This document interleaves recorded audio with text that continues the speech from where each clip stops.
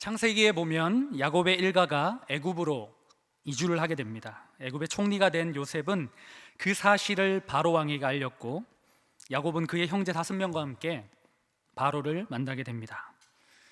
바로가 야곱의 나이를 묻자 야곱이 아주 유명한 말을 남기게 됩니다. 그것은 조상들에게 비하면 얼마 살지 못했지만 제 나이는 130살입니다. 그러나 험악한 세월을 보냈습니다. 이렇게 이야기를 합니다.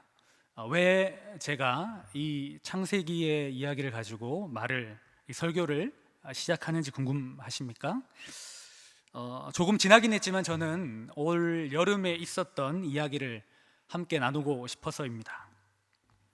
저는 아직도 130년의 그 반도 살지 못했지만 이번 여름은 저에게 험악한 세월로 느껴질 만큼 참 힘든 시간이었습니다.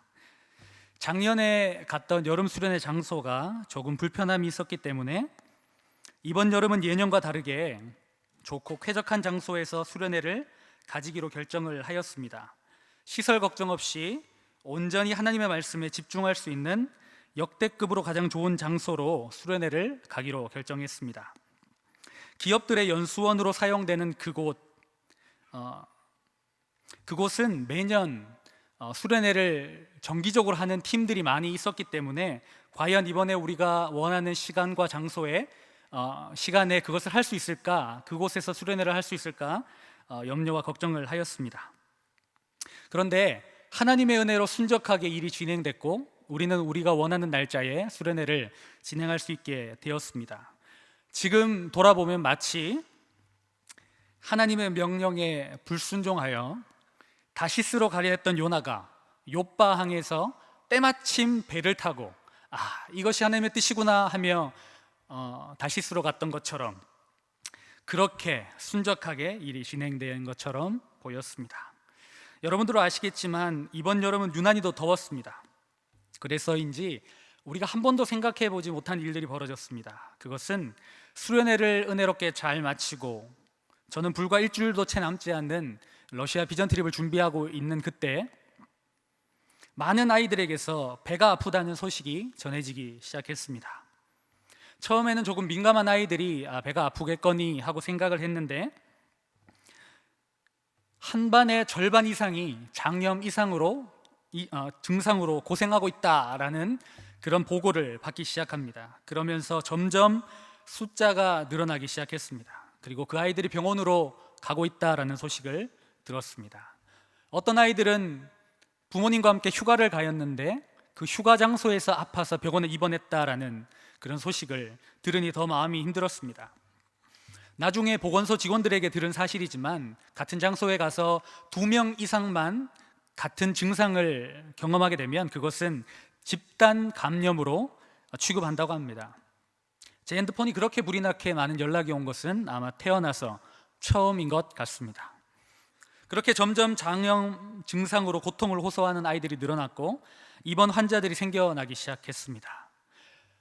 저는 그저 당황하고 어찌할 바를 몰라 방황하고 있는데 우리 청소년위원회에서는 아주 발빠르게 사랑의 병원과 한도병원을 지정하여서 병원비를 내지 않고도 우리 교회에서 왔다, 수련회를 참석했다라고 이야기하면 그렇게 진료비를 받지 않고 진료를 해주는 그런 시스템을 도입했습니다. 그리고 오랜 시간 동안 우리는 대책 회의를 했습니다. 그러나 그런 우리의 수고에도 불구하고 갈수록 늘어나는 환자를 막지는 못했습니다. 이런 상황 속에서 제 담당 교육자인 제 마음은 타들어갔고 아픈 아이들과 부모님들을 향한 미안함이 너무 마음이 힘들어서 힘겨운 나날을 보냈습니다. 특별히 휴가를 망치게 한 장본인이 청소년부 목사다라는 이야기를 평생 하실까봐 상당히 두려웠습니다. 그런데 여러분, 제가 그 상황 속에서 가장 힘든 게 무엇이었겠습니까? 무엇이었을까요? 수많은 아이들을 찾아가서 병원을 신방하는 일? 아니면 계속 아프다는 환자가 속출하는 것? 아니면 보건소에서 이렇게 집요하게 역학조사를 하는 것? 근데 그 무엇도 아니었습니다. 그것은 바로 아이들은 아프다고 난리인데 담당 교역자인 제 배는 전혀 아프지 않은 것입니다. 더 놀라운 사실은 우리 전도사님도 아프지 않았습니다. 다 같이 수련회를 갔다 왔는데 대부분의 아이들과 교사들이 아픈데 담당 교육자인 제가 아프지 않으니까 정말 마음이 어려운 거예요. 드라마 대사처럼 아프냐? 나도 아프다. 이런 멘트를 좀 날려줘야 되는데 제 배가 아프니까 아무 말을 하지 못하게 했습니다. 그리고 아이들이 물어보면 글쎄 왜 내 배는 아프지 않을까? 이런 의문들이 계속 제 안에도 올라왔습니다. 여러분들도 소식을 접하셨겠지만 그 유명한 역대급 최고의 수련회 장소에 지하수가 대장균으로 오염되었습니다. 그로 인해서 수련회 장소에서 물을 마신 그 친구들은 대장균으로 인해서 배가 아팠던 것입니다. 그런데 왜 저는 배가 아프지 않았을까요? 저는 물보다 콜라를 더 사랑하므로 저는 전혀 배가 아프지 않았습니다. 그리고 제가 마신 물은 제가 예배를 인도하지 않습니까? 그러면 물을 떠다 줄까요? 아니면 페트병으로 갖다 줄까요? 저는 싸제 물을 마셨습니다. 그래서 저는 그 지하수와 그렇게 닿지 않았고 약간 배가 쓰리긴 했지만 아프지 않았습니다. 그런데 조금씩 아이들에게 연락이 오기 시작했습니다.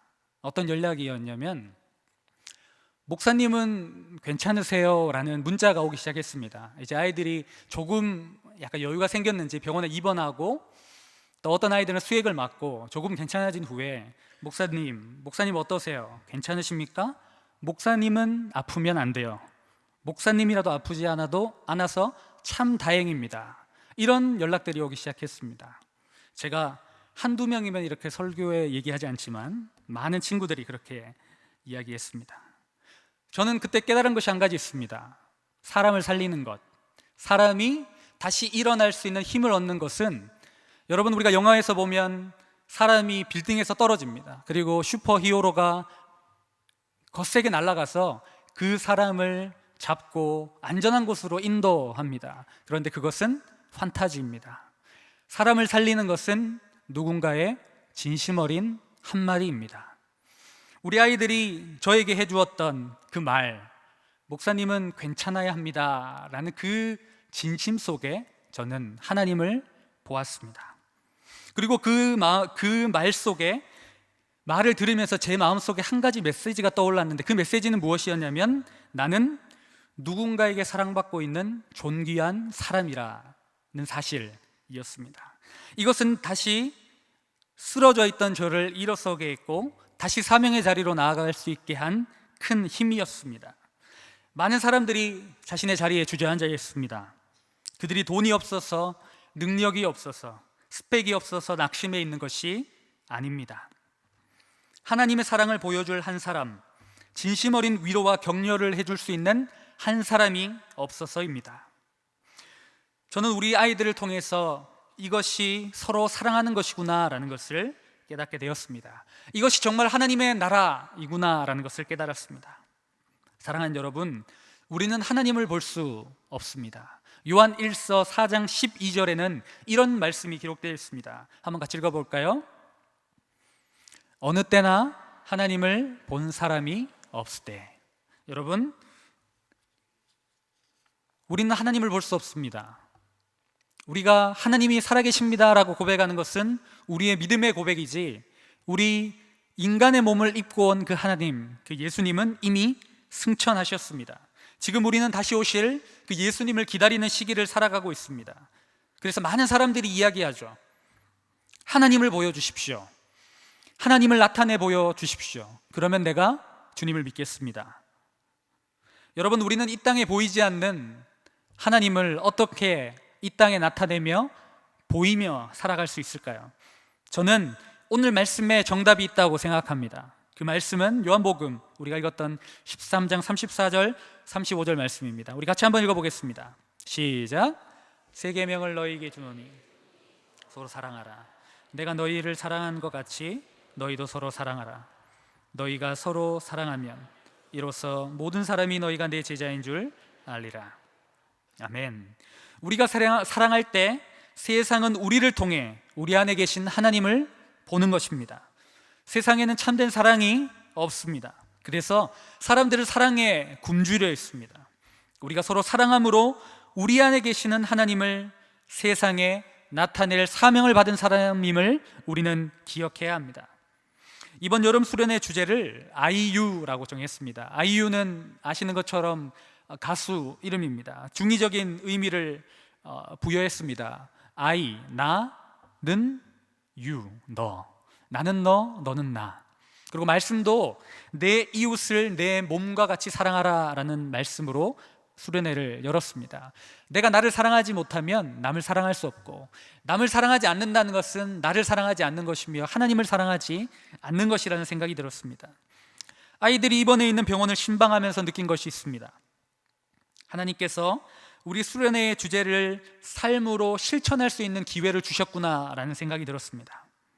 아이들은 자신의 아픔보다 교역자를, 자신의 어려움보다 선생님을, 그리고 자신의 그 눈물보다 친구의 눈물과 친구의 아픔을 더 걱정하며 염려하는 모습을 보았기 때문입니다.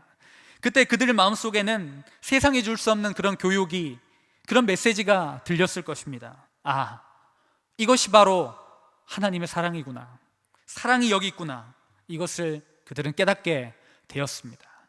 사진을 한번 보여주시죠. 7월의 어느 날 사랑의 병원 로비, 한 밤 10시쯤 되었을 것 같습니다. 병원이 문을 닫기 일보 직전,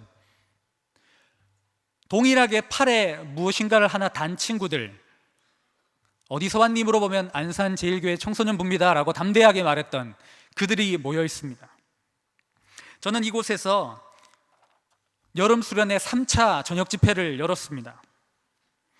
집회의 주제는 삶으로 말씀을 살아내라 라는 것이었습니다.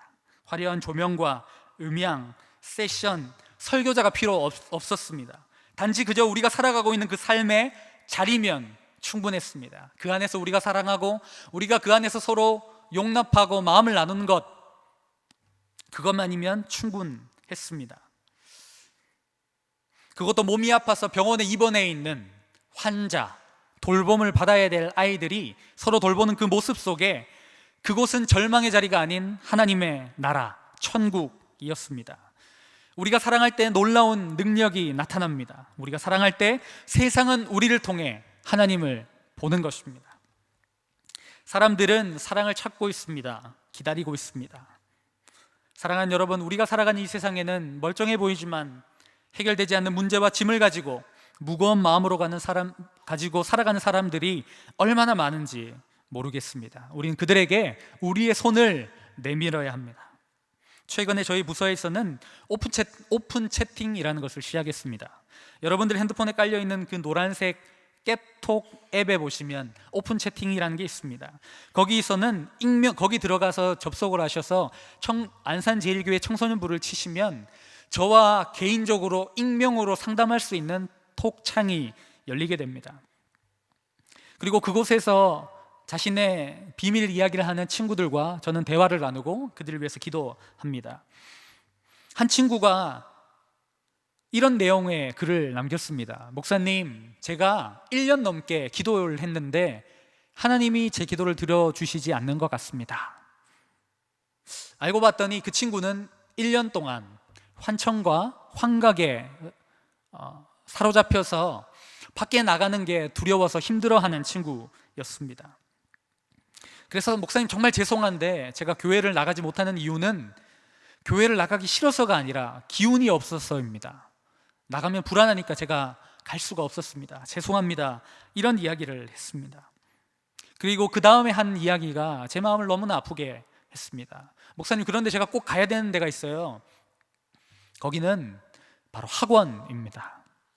기운이 없고 불안함이 넘치는데 학원에 가서 과연 공부가 되겠습니까? 그런데 모든 사람들이 가는 그 학원, 나도 가지 않으면 대열에 입탈한다는 불안함과, 그리고 그곳 아니면 만날 수 없는 친구들, 그리고 그래도 내가 공부를 하고 있다라는 안정감을 주는 곳이 학원이라는 것이죠. 어쩌면 이렇게 힘들고 어렵고 두렵지만 꾸역꾸역 나의 삶을 어쩔 수 없이 살아가야만 하는 삶의 모습이 비단 청소년들만의 문제가 아니라고 생각합니다. 여기 있는 여러분들의 이야기이며 세상을 살아가는 사람들의 이야기입니다. 동시대를 살아가는 우리들은 이렇게 힘들고 어렵게 살아갑니다. 하나님을 믿는 우리가 무슨 일을 해야 될까요? 우리가 할 수 있는 것이 아무것도 없다고 주저앉아 있을 수만은 없습니다. 저는 우리가 할 수 있는 가장 큰 일은 세상에 없는 사랑, 우리가 서로 사랑함으로 하나님의 제자임을 드러내 보이는 그런 사명을 감당하는 것이 우리의 역할이라고 생각합니다. 그리고 우리는 그들에게 우리 안에 있는 그 사랑을 보여주고 그들에게 손을 내밀어야 합니다. 그러면 그 손은 그들에게는 우리가 내미는 손이 아니라 하나님의 손으로 보여질 것입니다. 그리고 그들은 우리의 그 손을 잡고, 아니 하나님의 손을 잡고 다시 일어나게 될 것입니다. 하나님을 보여달라고 말하는 세상 속에 우리가 할 수 있는 것은 참 많습니다. 먼저 우리가 서로 사랑하는 것입니다. 오늘 세례를 받음으로 그리스도 안에서 새롭게 태어나고 거듭나는 여러분들을 축복합니다. 분명 여러분들은 누군가의 사랑의 수고를 통해 이 자리에 있을 것입니다. 누군가의 삶 속에 하나님의 사랑을 보았기 때문에 여러분들은 이곳에 계실 것입니다. 그 대상은 여러분들에게 하나님께서 받은 그 사랑을 여러분들에게 나누어 주기를 원했고, 그 사랑이 결국 여러분들을 이 자리에 오게 했습니다. 하지만 우리는 분명히 믿습니다. 이 모든 것은 하나님의 계획 안에 있던 것입니다. 사랑하는 여러분, 세례를 받고 하나님의 자녀로 결단하기를 소원하는 여러분, 이제 그 받은 사랑을 가지고 세상으로 나아가십시오. 그리고 오늘도 눈물을 흘리며 참된 사랑을 찾고 있는 그들에게 여러분들의 손을 내미십시오. 하나님께서 여러분들을 통해 일하실 줄 믿습니다. 함께 기도하겠습니다. 사랑하는 하나님 아버지, 우리를 사랑하셔서 생명 주심으로 하나님의 사랑을 확증하신 주님, 이제 우리가 그 받은 사랑을 가지고 서로 사랑하며 세상에 나아가기를 원합니다. 우리에게 힘을 더하여 주시고 능력을 더하여 주시옵소서.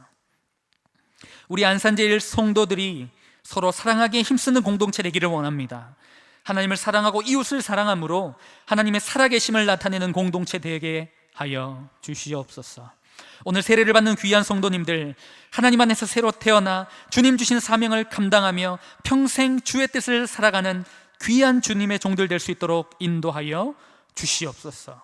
어제도 오늘도 앞으로도 영원히 우리를 사랑하시고 지키실 예수 그리스도의 이름으로 기도드립니다.